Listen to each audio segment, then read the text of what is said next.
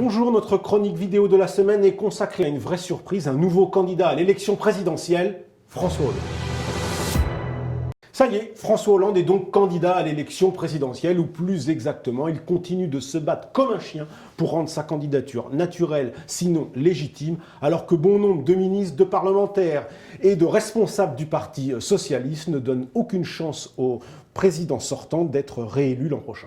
Mais voilà, François Hollande n'est pas du genre à douter. Il se lance donc dans une improbable reconquête, dans une impensable remontada, comme disent les aficionados du football espagnol, quand ils évoquent le sort d'une équipe qui a été largement battue au match aller et qui a zéro chance de se qualifier au match retour. On retiendra donc que cette semaine, le président sortant a donné son premier meeting au théâtre du Rond-Point, une représentation qui coïncidait avec les 80 ans du Front populaire, le 35e anniversaire de l'élection de François Mitterrand, le 4e de François Hollande.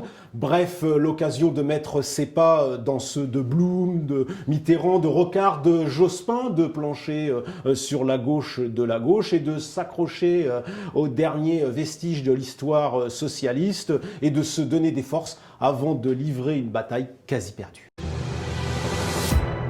Rien n'arrête donc que François Hollande, pas même la perspective de mener une campagne d'un an, la plus longue dans l'histoire de la Ve République. Confronté à de désastreux sondages, contesté dans son propre camp par le trublion Emmanuel Macron, François Hollande abat donc ses cartes. Après le ratage de son émission de télévision, François Hollande a opté pour un discours devant un parterre d'intellectuels, de ministres et de parlementaires socialistes pour défendre et assumer son bilan, celui de la gauche au pouvoir qui s'adapte au réel. Devant cette enceinte, François Hollande a vite retrouvé ses réflexes, ses accents, sa pugnacité de candidat en campagne. Il a également fait en sorte de se poser en défenseur du compromis, en sauveur du modèle social français que la droite, a-t-il répété, veut défaire. Bref, François Hollande a remis le bleu de chauffe, la tenue de campagne, mais acculé dans les cordes, c'est pour l'instant Verdun. Il est contraint de sortir de la tranchée sous la mitraille.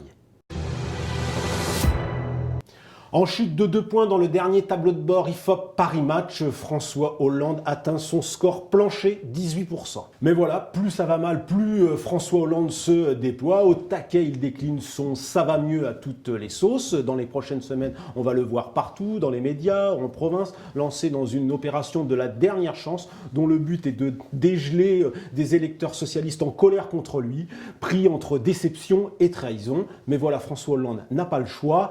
Il doit tout faire pour rendre possible cette candidature d'ici la fin de l'année. Il use et abuse donc des grosses ficelles, multiplie les cadeaux à ses clientèles, les profs, les fonctionnaires, les jeunes, pour une facture au minimum de 4 milliards d'euros. Pas sûr que ce soit suffisant pour rendre non pas possible la victoire, mais simplement la qualification pour le second tour de la présidentielle l'année prochaine.